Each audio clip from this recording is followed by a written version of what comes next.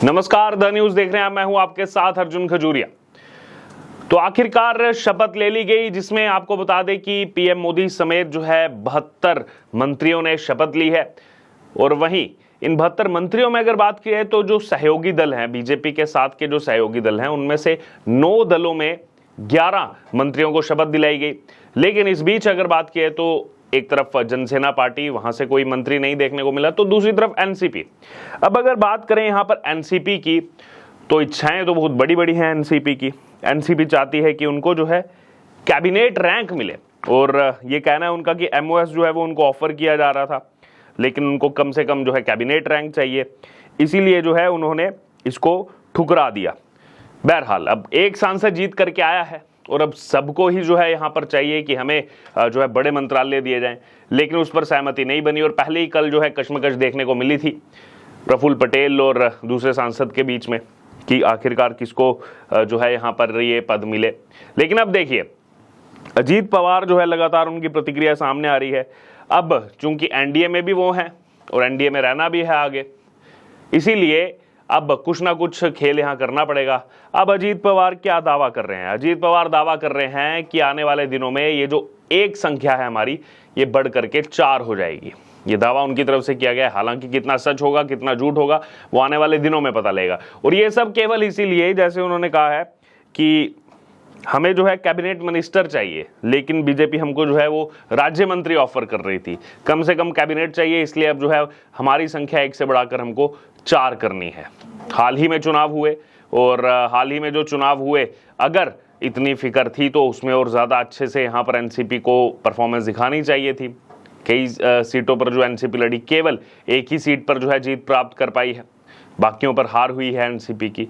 लेकिन अब सरकार बन रही है और बन गई है एनडीए की, लेकिन उसमें उनको बड़ा जो है पद चाहिए, बड़ा कैबिनेट मिनिस्टर चाहिए। लेकिन बीजेपी उसमें जो है नहीं देना चाहती है इनको बड़ा कैबिनेट मिनिस्टर, क्योंकि केवल एक ही सांसद इनका चुन करके आया। और इसमें कोई दो राय नहीं है कि बीजेपी को एनसीपी के साथ जो इन्होंने टाई किया था, कोलिशन किया था, उसका बीजेपी को अगर आप आंकलन निकाल करके देखेंगे तो ज़्यादा नुकसान ही हुआ है, फायदा कम हुआ है। क्योंकि वहां पर अगर एनसीपी साथ में ना होती, बीजेपी वहां पर लड़ती, तो शायद या फिर बीजेपी या शिवसेना लड़ती, तो उनके कैंडिडेट जीत सकते थे। लेकिन वो एनसीपी को दी गई, केवल एक ही सीट जिता करके लाए हैं। बहरहाल कुछ महीने बाद विधानसभा चुनाव भी अब देखना होगा वहां तक कैसा असर पड़ेगा, क्योंकि जो विधानसभा चुनाव आ रहा है उसको लेकर भी यहाँ पर प्रतिक्रिया सामने आई है। जी हाँ, अजीत पवार की प्रतिक्रिया जो है वो सामने आई है। आप लोग कह रहे हैं कि हम लोग सही समय का इंतजार कर रहे हैं। मैं आपसे वही पूछना चाह रहा हूँ, आप इंडिया अलायंस के नेता भी कह रहे हैं सही समय पे सरकार बनाने का दावा कर रहे हैं। मैंने ऑप्शन बिल्कुल कुछ नहीं, हमारा सपोर्ट बराबर एनडीए को है। कुछ उसमें कुछ गड़बड़ नहीं, आप फिक्र मत करो। आप लोग इंडिया अलायंस के साथ नहीं जाएंगे? यदि नहीं देते हैं वो आपको? अरे वो उनकी तरफ से ये कहा गया है कि विधानसभा चुनाव को लेकर जो है अभी कहा कि अभी विचार करेंगे, अभी तो कुछ समय बाकी है, अभी देखेंगे। अभी पहले ये गवर्नमेंट सही से धीरे धीरे स्टेबल हो जाए केंद्र सरकार, फिर महाराष्ट्र की तरफ ध्यान देंगे। महाराष्ट्र में प्रस्तावित जो विधानसभा चुनाव हैं वो अक्टूबर नवंबर के महीने में हो सकते हैं वहां पर। बहरहाल बार बार यही कहा जा रहा है कि कैबिनेट से कम जो है उनको मंजूर नहीं है, इसीलिए जो है मोदी मंत्रिमंडल में फिलहाल जो है एनसीपी शामिल नहीं होगी। ये अपडेट जो है वो कल ही आ गया था, ठीक शाम से पहले ही, जब कश्मकश चल रही थी कि आखिरकार एनसीपी में तनातनी मची हुई है मंत्री पद को लेकर के। बहरहाल अब बीजेपी को भी इसमें समीक्षा करना होगा। और वहीं आपको बता दें कि 2 घंटे पहले जो है एनसीपी प्रमुख और महाराष्ट्र के उप मुख्यमंत्री अजीत पवार अन्य नेताओं के साथ जो है मुंबई में एनसीपी स्थापना दिवस कार्यक्रम में शामिल हुए। चूंकि एनसीपी का स्थापना दिवस जो है वो भी आज है, और इससे पहले कल भी जो है दिल्ली में एनसीपी का जो स्थापना दिवस है वो मनाया गया था यहाँ पर कार्यकर्ताओं की तरफ से, और वहाँ पर मौजूद दिल्ली में मौजूद वरिष्ठ नेताओं की तरफ से। और अब मुंबई में भी जो है यहाँ पर यह एनसीपी दिवस मनाया जा रहा है। बहरहाल कई सारी चीज़ें जो है वो चल रही हैं इस समय अजीत पवार को लेकर के, कई सारी रिपोर्ट सामने आ रही हैं। अब नजरें जो हैं अजीत पवार की वो कैबिनेट मंत्रालय के साथ साथ जो है विधानसभा चुनाव पर हैं।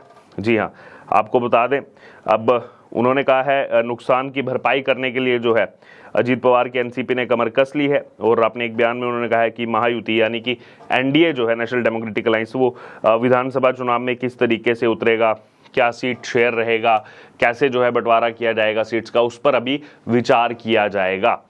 बहरहाल इस बीच अगर बात की जाए तो ये भी कहा गया अजीत पवार की तरफ से कि स्वाभिमान से पार्टी की स्थापना हुई है, जल्द ही युवा चेहरों को मौका दिया जाएगा, हम कहीं भी कम नहीं पड़ेंगे। तो देखिए, इस ओर उन्होंने इशारा कर दिया है कि जो आने वाला विधानसभा चुनाव होगा उसमें ज़्यादातर दाव जो खेला जाएगा एनसीपी की तरफ से वो युवा चेहरों पर जो है वो खेला जाएगा।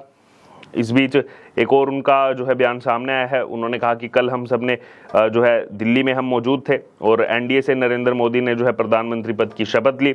दिल्ली में भी पार्टी का वर्षगांठ मनाया गया। हम आज सन्मुखानंद में मिलेंगे। राज्य में मानसून की एंट्री हो गई है। अलग अलग जगहों पर जो है पानी भरने की समस्या हुई है। मंत्रालय जाकर विभागीय आयुक्त से जो है वीडियो कॉन्फ्रेंसिंग के जरिए चर्चा भी करेंगे, तैयारी का जायजा लेंगे। यानी कि अब काम पर भी जो है यहाँ पर लौट गए हैं नेता, क्योंकि उप मुख्यमंत्री हैं महाराष्ट्र के अजीत पवार। दरअसल एनसीपी की स्थापना के 25 साल बाद और पार्टी के विभाजन के 1 साल बाद 10 जून 2024 को जो है अजीत पवार गुट और शरद पवार गुट जो है वो अपने अपने हिसाब से, अपने अपने तरीके से स्थापना दिवस मना रहा है। अजीत पवार के नेतृत्व वाली एनसीपी मुंबई में स्थापना दिवस समारोह मना रही है, तो वहीं एनसीपी जो शरद पवार गुट है वो अहमदनगर जिले में उत्सव की योजना कर रहा है।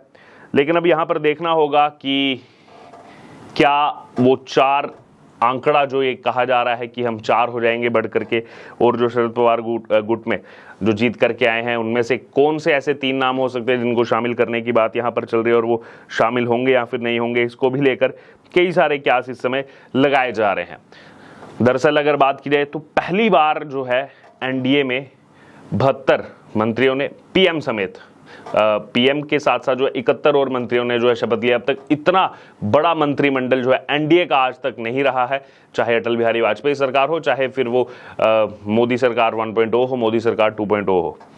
वहीं आपको बता दें कि जो सहयोगी दल मौजूद हैं यहाँ पर बीजेपी के साथ, उन 9 दलों में से जो है 11 मंत्री बनाए गए हैं। और वहीं आपको बता दें कि पुराने भी कई ऐसे चेहरे हैं जिनको समीकरण देखते हुए इस बार मंत्रालय नहीं मिला है, जो जीत करके भी आए हैं, जिसमें अनुराग ठाकुर हैं, परषोत्तम रूपाला हैं, नारायण राणे हैं। इस तरीके के 6 ऐसे नेता हैं जो जीत कर भी जो है वो मंत्रालय से बाहर हैं, और हो सकता है इनको कोई और जिम्मेदारी जो है यहाँ पर दी जा सकती है। अनुराग ठाकुर का नाम प्रमुखता से यहाँ पर इसमें चल रहा है। बहरहाल टॉप 7 मंत्रियों की बात की जाए तो राजनाथ सिंह, अमित शाह, नितिन गडकरी, शिवराज सिंह चौहान, नड्डा, जेपी नड्डा, निर्मला सीतारमन और एस जयशंकर जो हैं वो इसमें शामिल हैं टॉप 7, और इन्हीं को जो है बड़े मंत्रालय यहाँ पर मिलने की उम्मीद भी की जा रही है। कुछ देर में जो है खुलासा भी हो जाएगा आखिरकार कौन सा मंत्रालय किसको मिला है।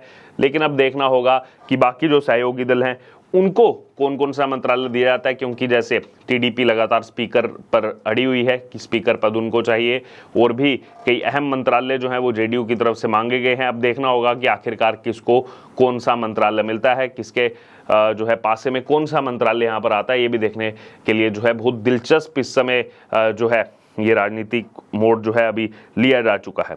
बहरहाल अब आपका क्या कहना है इस पूरी खबर पर?